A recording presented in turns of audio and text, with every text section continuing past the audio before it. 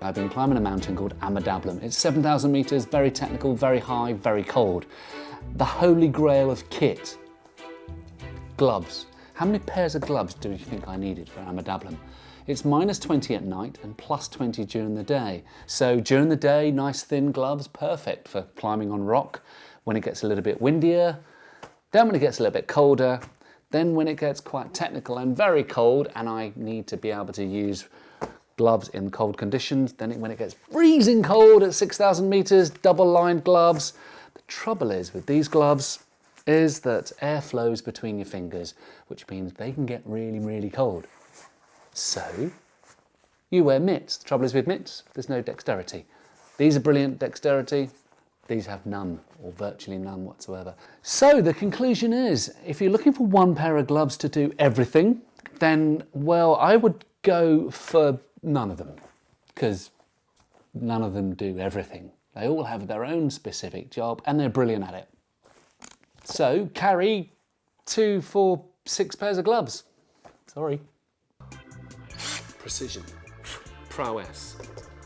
Now, I don't even have to look at what I'm doing because I know when this bad boy hits the wall, this mother's going to make some holes. Is it supposed to bend like that? Yeah, but I have some flex. Always. Look at that. Bang. When we come back, a ladder. It's day 1 and we're travelling with rebels from the SLA.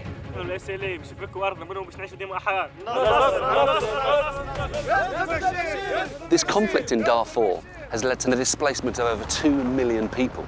The United Nations have described it as the world's worst humanitarian crisis. Day 6. It's 42 degrees and these men work in these temperatures every day.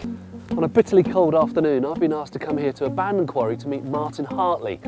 He's an Arctic explorer and photographer. Let's go and see what he has to say. Martin, how you doing? You all right? Your environment's usually snow and ice. What are we doing in a quarry?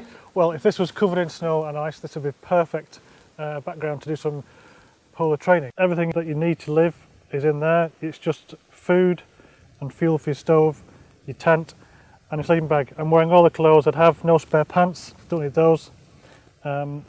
Sorry, no pants? No spare pants. Don't need those. One pair of pants within... How long do you go for? What's the trip length? 100 days, 70 days. Yeah. How long? 100 60, days? 70 days. Excellent. Yeah. This has got to weigh a lot. Well, for a big Arctic Ocean expedition, which might be 70 or even 100 days, that would weigh about 100 kilos. So how do you train for this? Do I just get harnessed up and just pull the sledge around? Oh, you can't pull the sledge just yet. Not till you've done your basic training, and that's going to be very tiring. I don't like that at all. I'm doing something, aren't I? Yeah, great, excellent, whatever it is. Ah, come on! Come on. Go on, keep going. Come with me now. I don't understand what I'm proving here. All I'm proving is that I'm a weakling. And I'm really hot. That's actually really hard. Thanks, I'm glad you're joining in. I've done my time pulling tyres and pulling sledges.